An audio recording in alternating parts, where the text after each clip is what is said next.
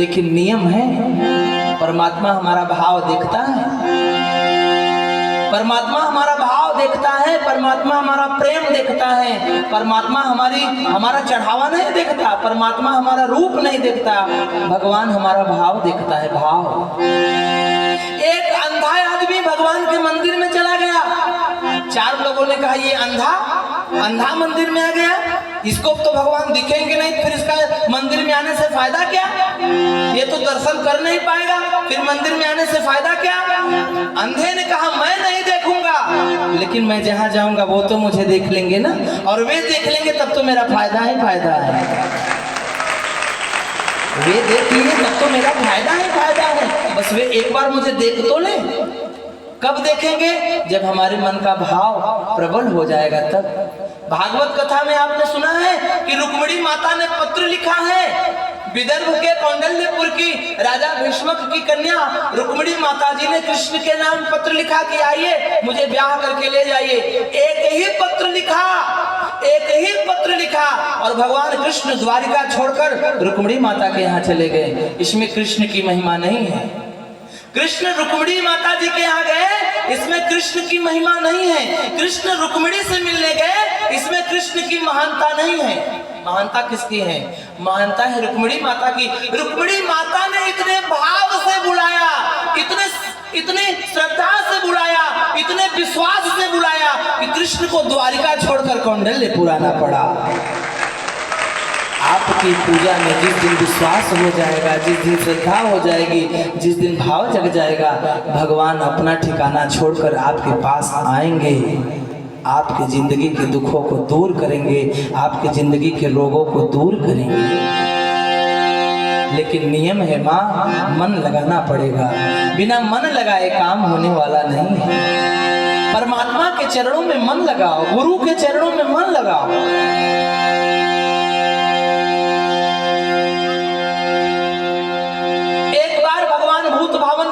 की इच्छा हुई कि मैं धरती पर किसी माँ के गर्भ से जन्म लूं, और वे अयोनिजा हैं। माता जी के गर्भ से जन्म उसका होता है जिसकी मृत्यु होती है, भोलेनाथ की मृत्यु होती नहीं, वे अमर हैं, अजन्मा है, अखंड है, आदि है, जन्म और मृत्यु से परे। फिर भी उनके मन में यह प्रेरणा हुई कि मैं जरूर किसी न किसी माँ का बालक बनूंगा, क्योंकि मुझे माँ का प्रेम अभी तक नहीं मिल पाया है। मैं जानना चाहता हूँ कि माँ का प्रेम क्या होता है। यह भगवान शंकर जी ने अपने मन में विचार किया, और भगवान भोलेनाथ ने विष्णु जी से और ब्रह्मा जी से कहा कि अगर अपन तीनों किसी माँ के यहाँ चल के बच्चे बन जाएं तो क्या बुराई है। तीनों बोले महाराज साधु साधु साधु, माँ का प्रेम तो हम तीनों को मिलना चाहिए, माँ का प्रेम, पिता का वात्सल्य हम सभी को मिलना चाहिए। तो महाराज उन तीनों ने देवर्षि नारद को बुलवाया और नारद जी से बोले, नारद जी आप हमारे घर में झगड़ा लगवा दो, हमारे घर में झगड़ा करवा दोगे तो हम अपने पत्नियों से नाराज होकर धरती पे चले जाएंगे। नारद बोले, महाराज झगड़ा करना और करवाना तो हमारे बाएं हाथ का काम है, झगड़ा करवाने में तो हम माहिर हैं। तो देव ऋषि नारद जी माता पार्वती जी के पास गए, माता लक्ष्मी जी के पास गए और माता सरस्वती जी के पास गए। बोले माँ, धरती पर एक देवी है जो आप तीनों से महान है। तीनों देवियों ने कहा, हम तीनों देवियों से महान धरती पर कौन पैदा हो गया। मालूम है हम लोग सती हैं, सती नहीं, हम लोग राम रति, रति नहीं, हम लोग पतिव्रता हैं। नारद जी ने कहा कि आपसे भी ज्यादा पवित्रता धरती पर है, आपसे भी ज्यादा पतिव्रता नारी धरती पर है। बोले कौन? बोले अत्रि मुनि की पत्नी अनुसुईया माता।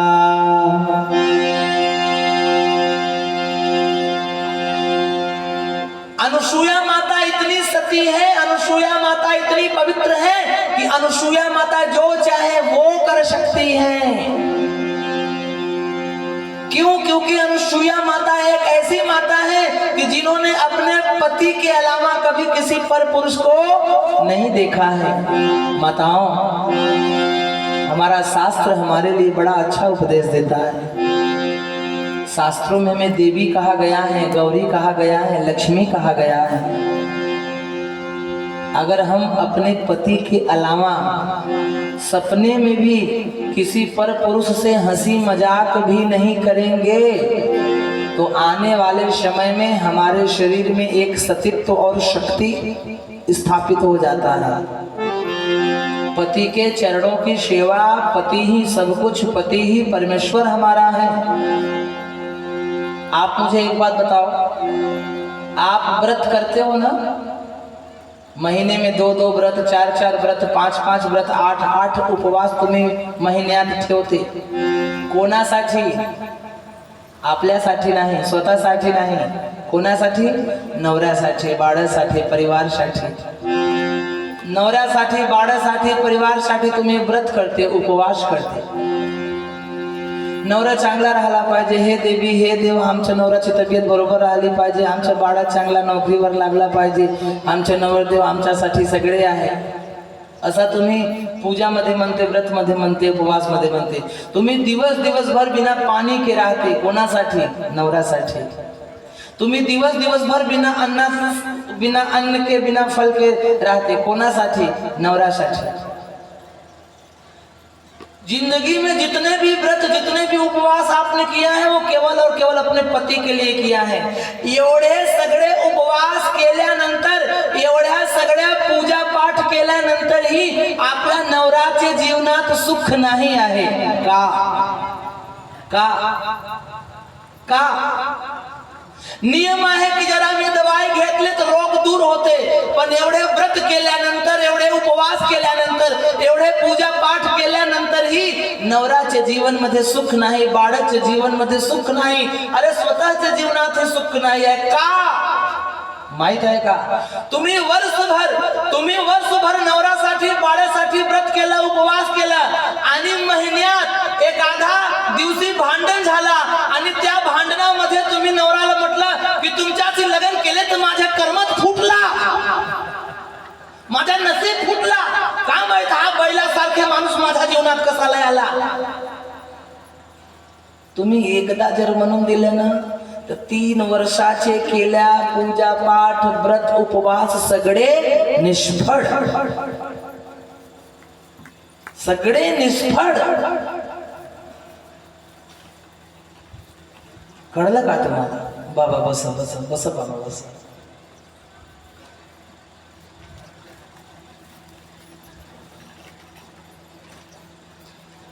एक ही दिन में हमारे द्वारा, हमारे मुंह से निकला हुआ गलत शब्द सभी अच्छे कामों पर पानी फेर देता है.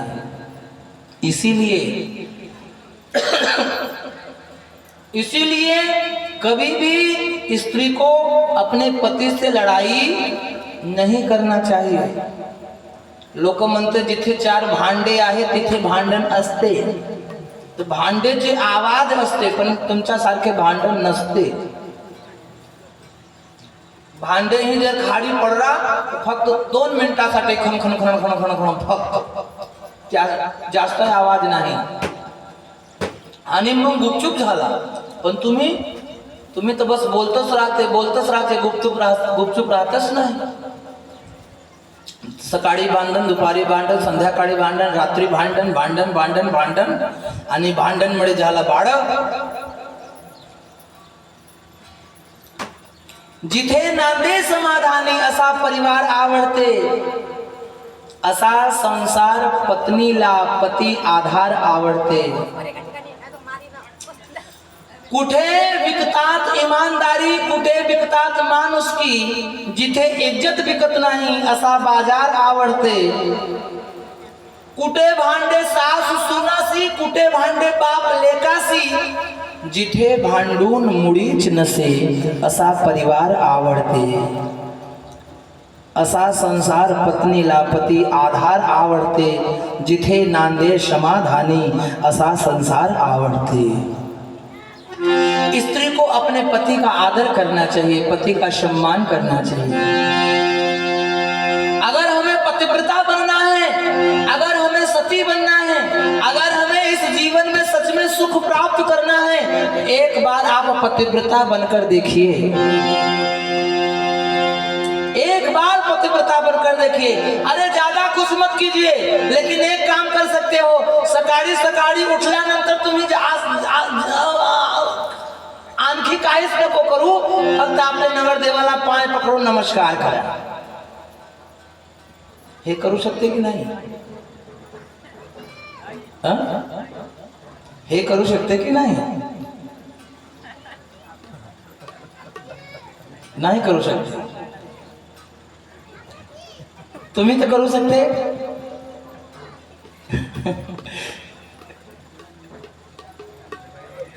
सकाळी सकाळी उठल्यानंतर जर तुम्ही बाबाला प्रणाम केला तर बाबाला वाटणार, अरे बाबा आज तर ही लताबाई खूप बदलली आहे। बाबा म्हणणार, वाह वाह, आज तो बदले बदले से मेरे सरकार नजर आते हैं। आता प्रत्येक दरवर्षी महाराजाला बोलवायचे आहे। वाह। एक आदमी ने कहा, महाराज सच में आपकी कथा बड़ी अच्छी रहती है, आपकी कथा सुनने से मेरी लाइफ बदल गई। तो दूसरा बोला, अरे तेरी तो लाइफ ही बदली, महाराज जी की कथा सुनने से मेरी वाइफ बदल गई। तो बदल होना चाहिए।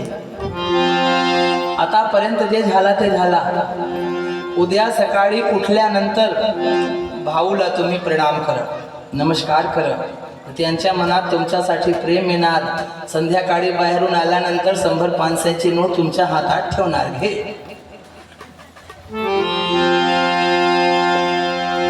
नारद ने कहा, मैया धरती पर एक नारी है, अनुसुईया माता, पतिव्रता है, वो अपने पत्नी के अलावा किसी की ओर वो नजर नहीं करती है। और स्त्री को यही चाहिए, अपने पति के अलावा किसी पर पुरुष से आंख मिलाकर भी बात नहीं करना चाहिए। क्योंकि आंखों में मालूम है क्या रहता है? काम। सर्वांना अगोदर पाप कोण करते? हा डोळा पाप करते। डोळं न पाहिन काही वाईट काम नको, डोळं न पाहिन रूप तुझे। अगर इस नजरों से देखना है तो बुराई ना देखो, बुराई देखोगे तो जीवन में बुराई आएगी, अच्छाई देखोगे तो जीवन में अच्छाई आएगी। पाप की शुरुआत ये आंखें करती हैं। आपने सुना है ना, आंखों के रास्ते दिल में उतर कर। तो पाप की शुरुआत इन आंखों से होता है और भोगना पूरे शरीर को पड़ता है महाराज। इसीलिए आंखों में शर्म होना चाहिए, आंखों में शर्म होना चाहिए। ये आंख केवल 3 लोगों की तरफ उठनी चाहिए। किसकी किसकी तरफ? एक अपने गुरु के सामने, एक परमात्मा के सामने और तीसरे अपने पति के सामने। इन 3 के अलावा चौथे से नजर नहीं मिलाना चाहिए। शास्त्र कहता है एकांत में माता को अपने युवा पुत्र के साथ भी नहीं बैठना चाहिए। शास्त्र कहता है एकांत में माता को अपने युवा पुत्र के साथ भी नहीं बैठना चाहिए, क्योंकि मां का मन तो निर्मल है, लेकिन पुत्र के मन में वासना रूपी विकार जागने लगता है। पुत्रो जायतो कुपुत्रो, पुत्रो कुपुत्रो जायतो क्वचिदपि माता न कुमाता भवति। माता का मन हमेशा निर्मल है, लेकिन संतान के मन में वासना जाग सकती है। इसीलिए शास्त्र कहता है कि एकांत में माता और पुत्र को भी एक साथ नहीं बैठना चाहिए। पतिव्रता का लक्षण, सवेरे सवेरे सोकर उठो, पति को प्रणाम करो, नहा कर उठो, मंदिर में पूजा करने जाओ तो सबसे पहले पति की पूजा करो। मंदिर में से पूजन करके आओ तो पति को प्रणाम करो। घर में भोजन बनाओ तो सबसे पहली रोटी गाय को निकालने के बाद पहले पति को भोजन कराओ। पति को भोजन दो तो पति के सामने पंखा लेकर बैठ जाओ, पति को पंखा हलते रहो।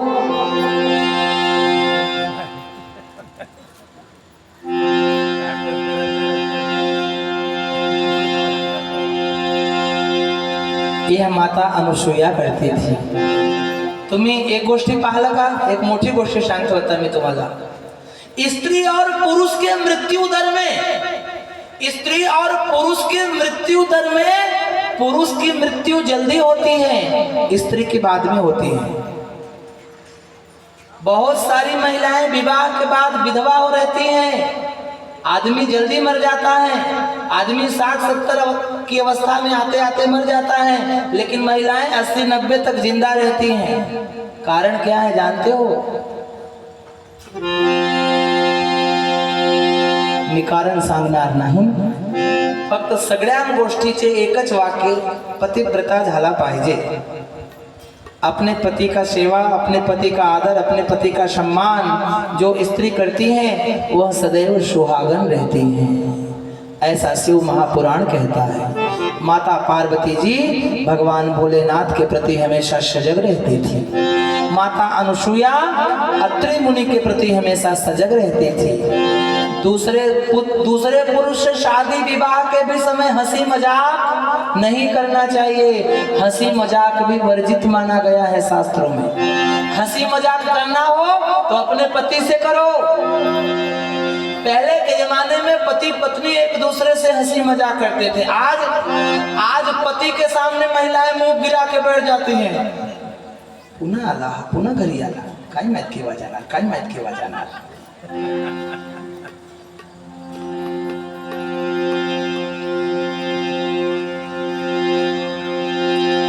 नारद जी ने कहा भैया धरती पर माता अनुसुईया पतिव्रता नारी है। तीनों देवियों को आया क्रोध। तीनों देवियों ने तीनों देवों से कहा महाराज जाके अनुसुईया का सतीत्व भंग करो, अनुसुईया का सतीत्व नष्ट करो। तीनों देव ब्राह्मण का वेश धारण करके माता अनुसुईया के दरवाजे पर आए। भिक्षम में कल्पनो देवीं स्तनः पाना प्रविष्टति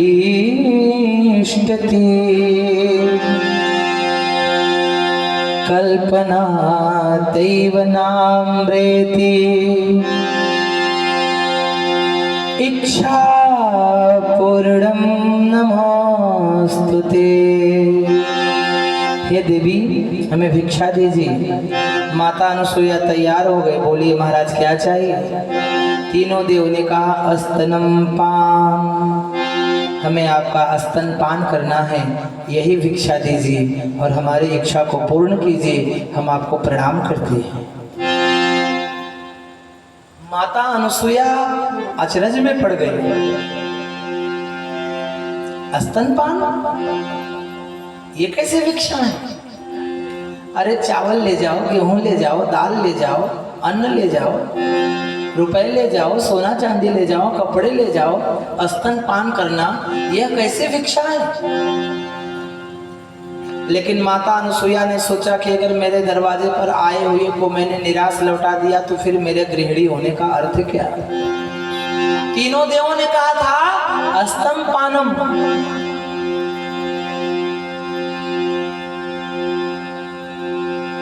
तो माता ने सोचा कि स्तनपान तो केवल एक ही व्यक्ति कर सकता है। कौन? पुत्र। स्तनपान तो केवल पुत्र कर सकता है। माता अनुसुईया ने हाथों में जल ले लिया और बोली कि अगर मैंने मन से, वचन से और कर्म से अपने पति के अलावा किसी पर पुरुष की ओर ना देखा हो तो ये तीनों 2-2 महीने के नवजात बालक बन जाए। और तीनों महाराज 9-9, 2-2 महीने के नवजात शिशु बन गए। माता अनुसुईया ने उन्हें अपने गले से लगाया। अब माँ और बेटे का रिश्ता, माँ तो बच्चे के सामने कैसे भी रह सकती है। माता अनुसुईया ने उन्हें दुग्ध पान कराया। दुग्ध पान करा के पालने में सुलाया। पालने में सुला दिया। यह बात धीरे धीरे 6 महीने हो गए। तीनों देव वापस नहीं पहुंचे तो तीनों देवियां घबराई कि ये गए कहाँ हैं। तीनों देवियां नारद जी से मिली कि कहीं देखा क्या इनको? नारद जी बोले मैया देखा तो नहीं पर सुना है। क्या? बोले सुना ये है कि अत्रि महाराज के आश्रम में 3 नए बच्चे पालने में झूल रहे हैं, सबको दर्शन दे रहे हैं। तीनों देवियां दौड़ी दौड़ी पहुंची अनुसुईया माता के आश्रम में, प्रणाम किया, बोली मैया हमें हमारे पति दे दो। अनुसुईया माता ने कहा तीनों पालने में पड़े हैं, अपना अपना ले लो। अब देखो शास्त्र की महत्वपूर्ण बात, बहुत बड़ी बात, बड़े ध्यान से सुनना आप। अब तीनों देवियों ने कहा कि अगर पार्वती जी ने सोचा कि शंकर जी के बदले अगर मैंने दाढ़ी वाले को उठा लिया, ब्रह्मा जी को, फिर तो गड़बड़ी। लक्ष्मी जी ने सोचा कि अगर विष्णु जी की बजाय मैंने शंकर जी को उठा लिया तो फिर तो भांग पीसते पीसते जीवन बेकार हो जाएगा हमारा। मारे डर के ये किसी को स्पर्श नहीं कर रही है। नारद जी ने कहा ले ना क्यों क्यों अपना अपना ले ना। लक्ष्मी जी बोली महाराज अगर गलती से मैंने दूसरे को स्पर्श कर लिया तो मेरा पतिव्रत धर्म नष्ट हो जाएगा। किसी भी स्त्री को केवल 3 लोगों को स्पर्श करना चाहिए, केवल 3 को। शास्त्र कहता है बाप को भी नहीं छूना चाहिए। 3 यानी किसको किसको? या तो अपने पति को, दूसरा अपने पुत्र को और तीसरा अपने गुरु को। इन 3 के अलावा स्त्री को किसी को स्पर्श नहीं करना चाहिए। प्रणाम करना है तो दूर से प्रणाम करना चाहिए, पांव छूकर भी प्रणाम नहीं करना चाहिए। शास्त्रों में ये भी वर्जित माना गया है। पर हम लोग यहाँ शादी विवाह में हंसी मजाक में जब फोटो निकलवाने वाले आते हैं तो अपना पति को दूर कर देते हैं और हमारी बहन के जो रहते हैं हमारे जीजा जी, उनके बाहों में बाण है, जीजा जी अपने पति के साथ फोटो खिंचवाने में शर्म आती है और जीजा जी के साथ बाहों में बाण डाल के फोटो निकलवाते हैं। पाप नहीं है तो क्या है, विनाश नहीं है तो क्या है। केवल अपने पति को छूना चाहिए, अपने पति का ही पैर स्पर्श करना चाहिए। शास्त्र तो कहता है कि गुरु को भी दूर से प्रणाम करना चाहिए, गुरु को भी दूर से प्रणाम करना चाहिए। चरण धोने की बात अलग है, लेकिन जब प्रणाम करने की बात आए तो दूर से प्रणाम करना चाहिए। क्यों? क्योंकि महीने में एक समय ऐसा आता है जब हम अपवित्र माने जाते हैं और वह अपवित्रता होना जरूरी है। अगर वह अपवित्रता नहीं होगी तो हम मां नहीं बन सकते। मां वही बन सकती है जिसके जीवन में महीने की वह मासिक धर्म की जो रजस्वला ऋतुस्नाता ऋतुस्वला का जो पर्व आता है वह एक प्रकार का पर्व है।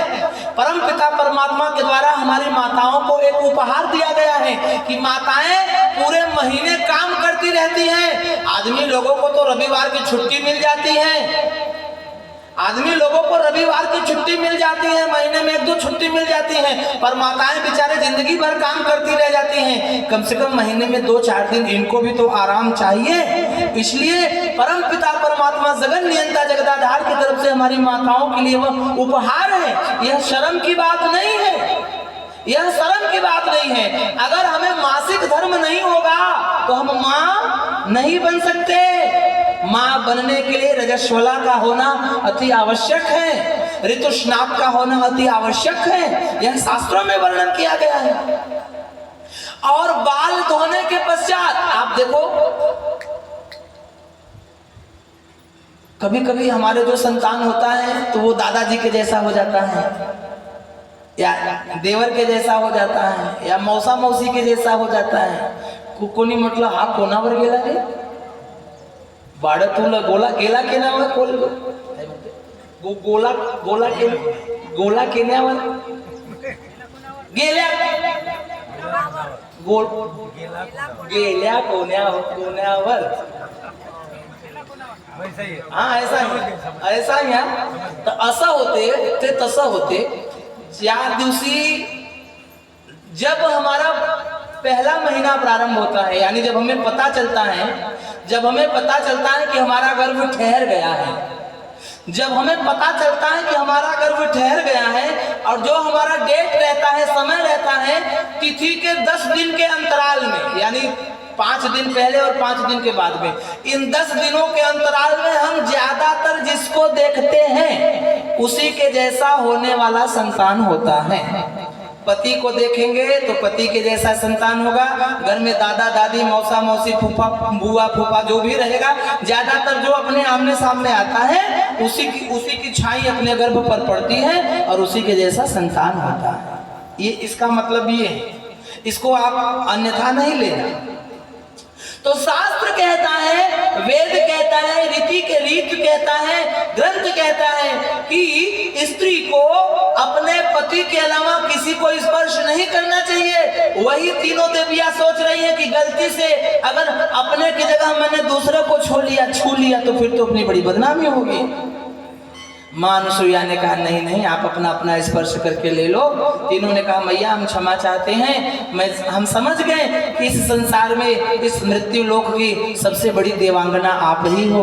मैं आपको प्रणाम करती हूँ, हमारे पति हमें वापस लौटा दो।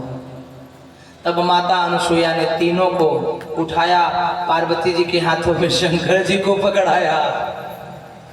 पार्वती जी के हाथों में शंकर जी को पकड़ाया। पार्वती जी शंकर जी को देख रही है, माझा नवरा है कि बाड़ा है।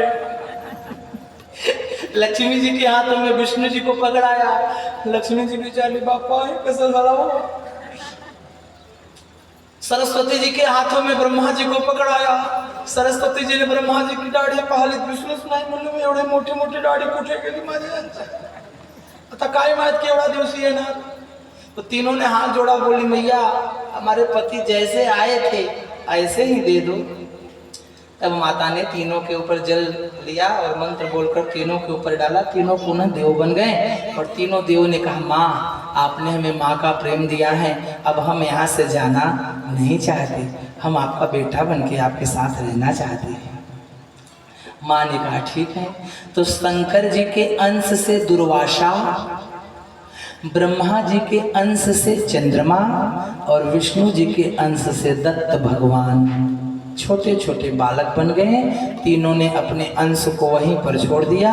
वे तीनों पुनः अपने देवलोक को चले गए और माता अनुसुईया ने उन तीनों के शरीर को एक कर दिया और सिर 3 कर दिया। तो एक शंकर जी से दुर्वासा और दूसरे विष्णु जी से बीच में दत्त और तीसरे ब्रह्मा जी से चंद्रमा और आगे चल के यही दत्तात्रेय भगवान के नाम से प्रसिद्ध होते हैं। बोलिए दत्तात्रेय भगवान की नमः। पार्वती पते हर हर महादेव।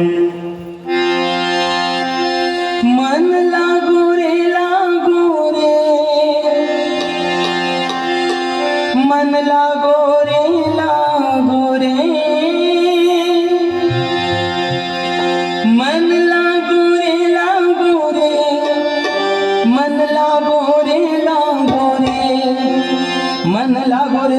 लागो रे मन लागो रे मन लागो रे माझे गुरु भजनी।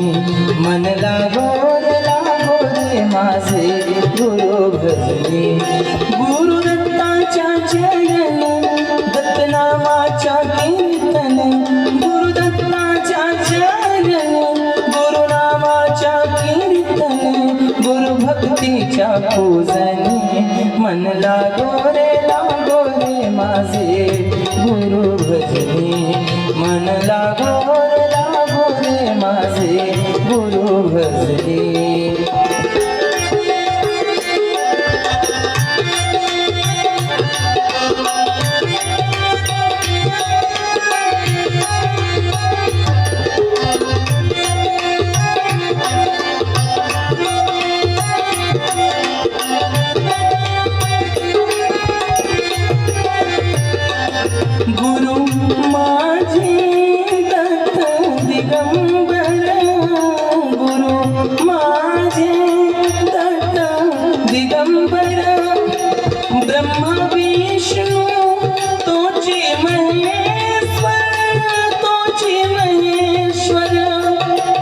ब्रह्मा विष्णु तोची महेश्वर, तोची महेश्वर। मन लागो रे मन लागो रे मन लागो रे मन लागो रे मन लागो रे मन लागो रे माझे गुरु भजनी। मन लागो रे माझे गुरु भजनी.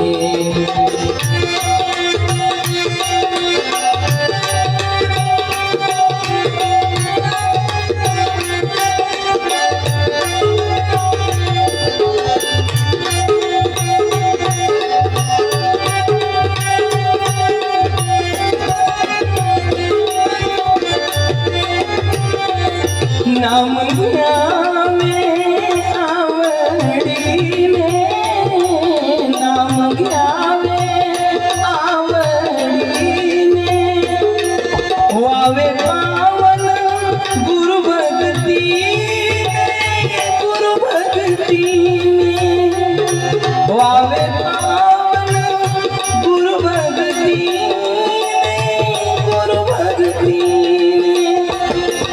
मन लागो रे लागो रे, मन लागो रे लागो रे, मन लागो रे लागो रे, मन लागो रे लागो रे, मन लागो रे लागो रे लागो रे, मन लागो रे लागो रे माझे गुरु भजनी.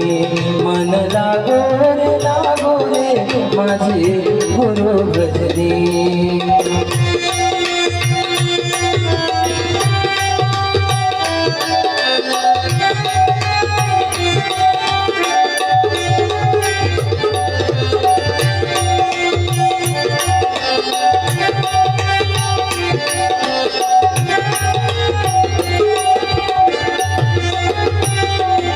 गुरु चरणांची गोडी, गुरु चरणांची गोडी, मोहमाया बंधन तोडी, बंधन तोडी, मोहमाया बंधन तोडी, बंधन तोडी.